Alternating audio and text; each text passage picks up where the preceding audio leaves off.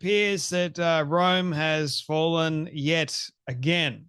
What am I talking about? I'm talking about the fact that the Vatican, the Catholic Church, has decided to, for the first time ever, create a Muslim prayer room inside the Apostolic Library. You don't understand how important the Vatican actually is to Catholics.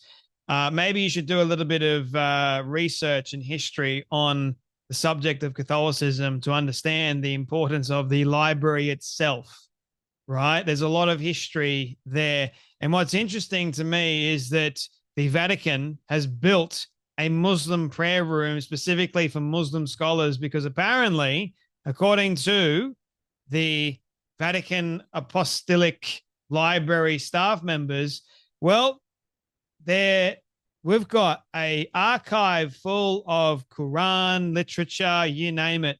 You know what I did? I went on to, because you can actually have a look at the digital archives on the Apostolic Library. It's online, Google. You can type in Quran, nothing comes up. You can type in Muslim, nothing comes up. You can type in Islam, letters come up. That's about it.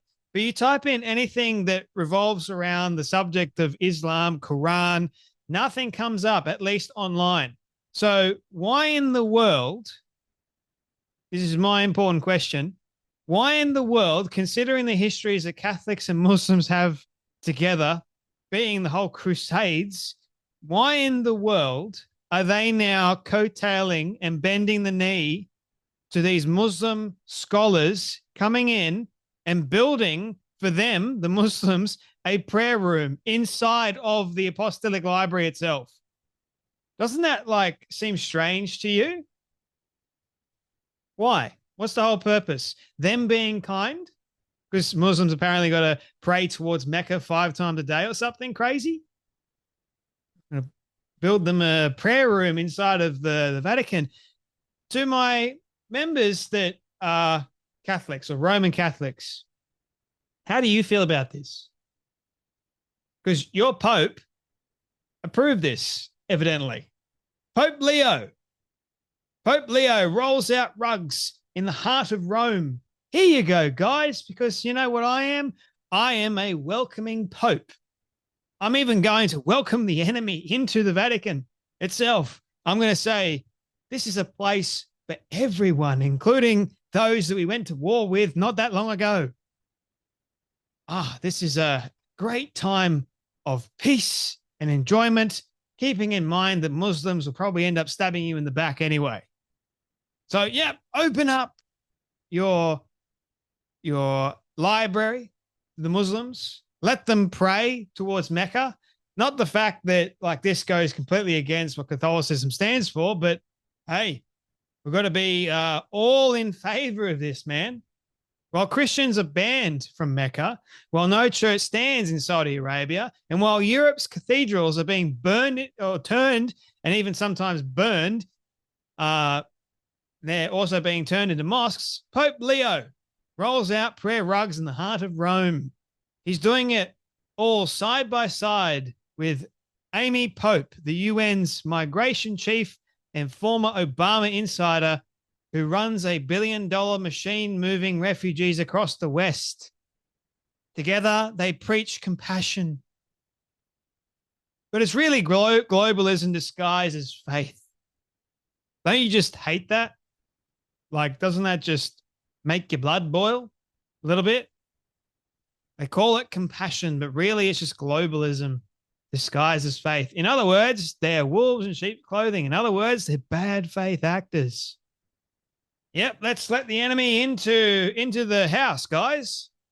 Open up the doors to them. In fact, make yourself at home.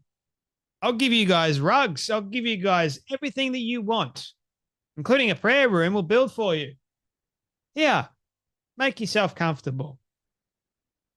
Meanwhile, we can't actually go over to any Islamic nations and have churches and have prayer meetings. Nothing. But yet they can do it now because Pope Leo is going, by all means, guys, welcome. Come on in. How crazy is that? And my question is, why? What's the point? Muslim scholars visiting the Vatican Apostolic Library are being accommodated with prayer spaces. Its vice prefect has confirmed. Friar Giacomo Cardinali, vice prefect, said in an interview with the Italian newspaper La Repubblica that Muslim academics had requested a small area which to pray. The library had agreed. Some Muslim scholars have asked us for a room with a carpet for praying, and we have given it to them. They make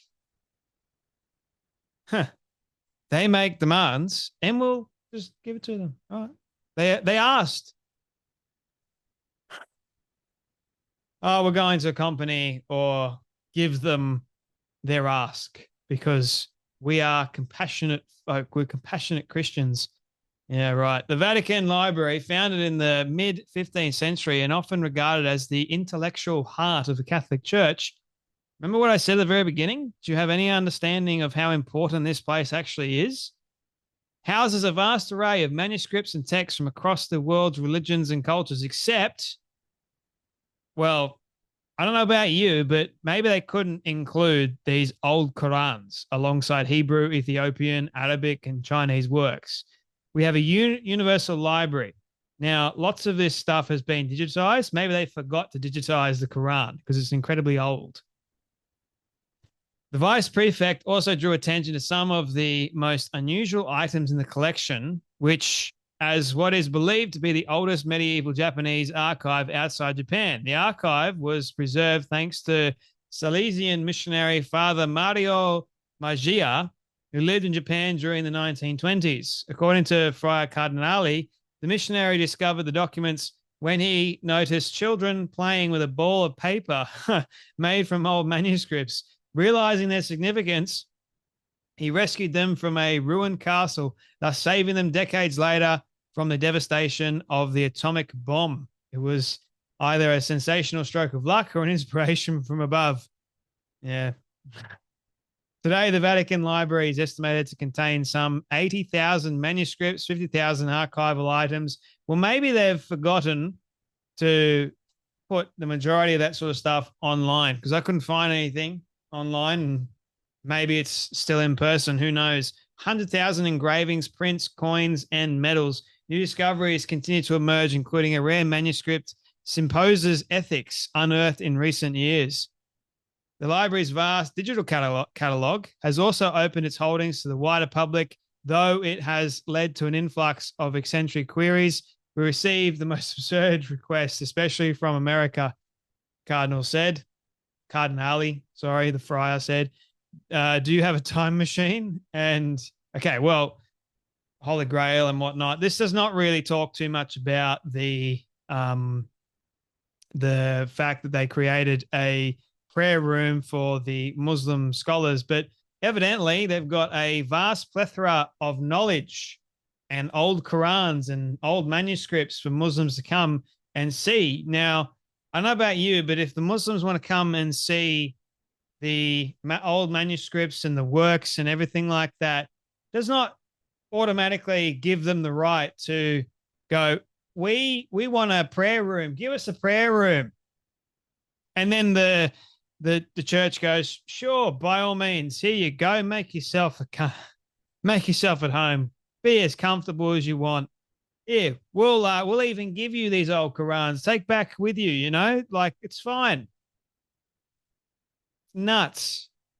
I'm not even Catholic, but it's like me in a church going, come on in, have access to pretty much all my stuff. And while you're at it, please don't stab me in the back. Oh, we're teaching compassion and grace and all that sort of stuff. But it'd be like in a Christian church welcoming Muslims in and then giving them half the church and saying, all right, on this side, we're going to be teaching from the Bible. On this side, you guys go ahead and teach from your Quran. Go for it, man. You guys over there pray towards Mecca, and over here, we'll pray to Jesus. We'll pray to God, the real God, not Allah, by the way. Yeah, it's crazy. The world has just lost the plot, seemingly. They've forgotten about things that are actually important in history to not forget about. Anyway, that's enough from me. You guys take care. You're blessed, and I'll see you all in the next video.